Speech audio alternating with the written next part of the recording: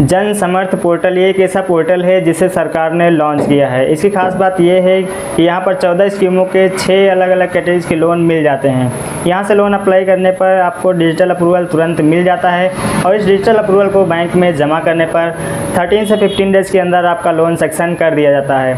So guys, मैं हूँ पंकज और आज के इस वीडियो में मैं आपको जन समर्थ पोर्टल के थ्रू मुद्रा लोन योजना में लोन अप्लाई करने का कंप्लीट प्रोसेस दिखाने वाला हूँ। तो चलिए शुरू करते हैं।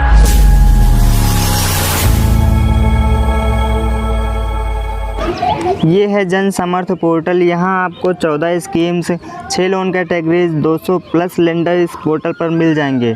इस पोर्टल पर आने के लिए वीडियो के डिस्क्रिप्शन में लिंक या फिर आपको क्रोम में टाइप करना होगा जनसमर्थ.in, तो आप सीधे इस पोर्टल पर आ जाएंगे। अब आपको यहाँ पर 4 कैटेगरीज के लोन देखने को मिल जाएंगे।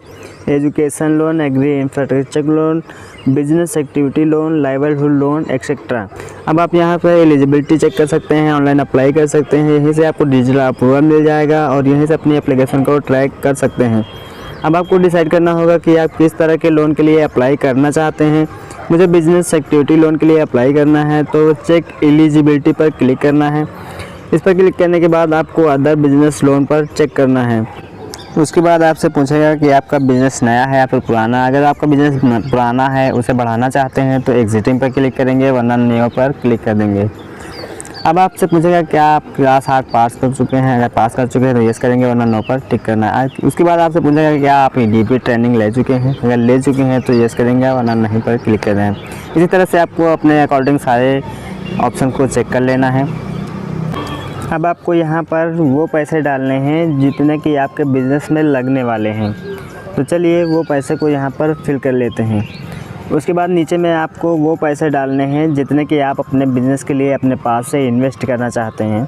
तो वो पैसे यहाँ पर डाल देंगे। उस हिसाब से यहाँ पर आपके बिज़नेस में जो लगने वाले हैं, आपको लोन की रिक्वायर है वो 4 लाख की। यहाँ कैलकुलेट एलिजिबिलिटी पर क्लिक कर देना है।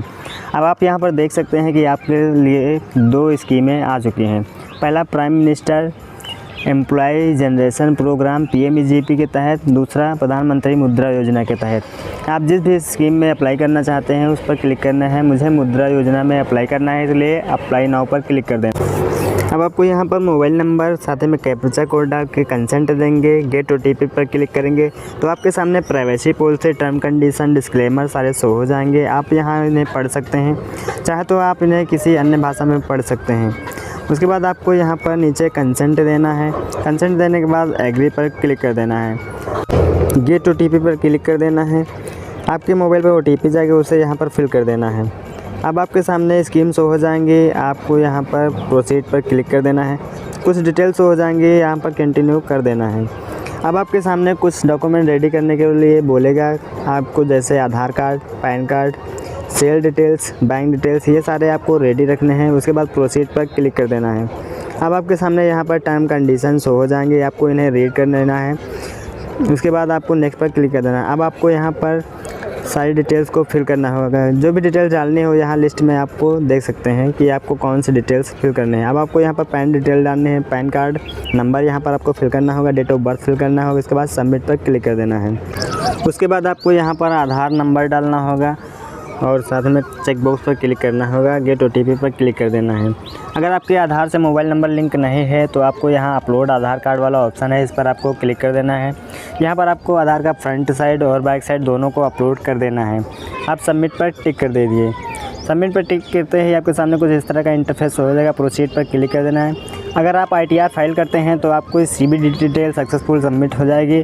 अगर नहीं करते हैं तो आपको मैनुअली फिल करना होगा। उसके बाद प्रोसीड पर क्लिक कर दीजिए।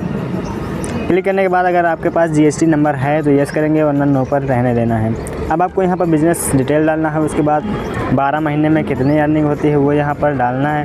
अगर नहीं होती है तो आपको 00 सब में डाल देना है। अब आपके सामने कुछ इस तरह का बैंक स्टेटमेंट अपलोड करने के लिए बोलेगा। आपको 6 महीने का बैंक स्टेटमेंट अपलोड करना है। नहीं है तो वेरीफाई अकाउंट पर क्लिक करके आप अकाउंट की डिटेल्स को यहाँ पर फिल कर सकते हैं। उसके बाद वेरीफाई पर क्लिक कर देना है। यहाँ आपको बिज़नेस डिटेल डालना है, जैसे कि आपके बिज़नेस में कितने वर्कर्स, कितने एम्प्लॉयज़ काम कर रहे हैं वो यहाँ पर आपको सेलेक्ट कर लेना है। साथ में कितने साल से अपने बिज़नेस को ऑपरेट कर लेना है, तो वो मंथ ईयर यहाँ पर सेलेक्ट कर लेना है। अब आपको यहाँ पर बिज़नेस एड्रेस डालना है। उसके बाद आपके सामने बिज़नेस एंड लोन डिटेल्स पूछेगा, तो यहाँ पर इंडस्ट्री आपको चूज़ कर लेना है। किस पर्पज़ से आप लोन लेना चाहते हैं वो यहाँ पर आपको चूज़ कर लेना है। उसके बाद आपका एप्लीकेशन कंप्लीट हो जाएगा। यहाँ व्यूज़ पर क्लिक करके आप अपनी एप्लीकेशन को देख सकते हैं, नहीं तो आप सबमिट एप्लीकेशन पर क्लिक कर देना है। अब आपके सामने बैंक की लिस्ट शो हो जाएगी कि कौन सी बैंक कितने % पर आपको लोन देना चाहती है। सेलेक्ट ऑफ़र पर क्लिक करके उस बैंक का ब्रांच चूज़ करना है। जैसे इस पर क्लिक करेंगे तो आपको स्टेट चूज़ करना होगा, उसके बाद में ब्रांच आपको चूज़ कर लेना है। जैसे ब्रांच चूज़ करेंगे तो आपके सामने डिजिटल अप्रूवल लेटर्स जनरेट हो जाएगा। आप इस अप्रूवल लेटर को डाउनलोड भी कर सकते हैं। डाउनलोड करने के बाद आपको उसी बैंक की ब्रांच में जाना है जिस बैंक की ब्रांच को आपने चूज़ किया था। वहाँ से आपको लोन सेक्शन होगा, उसके बाद लोन डिस्पर्सल होगा, उसके बाद सब्सिडी क्लेम की जाएगी और सब्सिडी डिस्पर्सल भी कर दी जाएगी।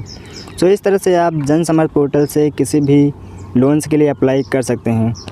उम्मीद करता हूँ कि वीडियो आपको काफ़ी पसंद आया होगा। अगर वीडियो पसंद आया तो वीडियो को लाइक करिए, चैनल को सब्सक्राइब करिए। मिलते हैं ऐसे एक और वीडियो में, तब तक के लिए बाय बाय।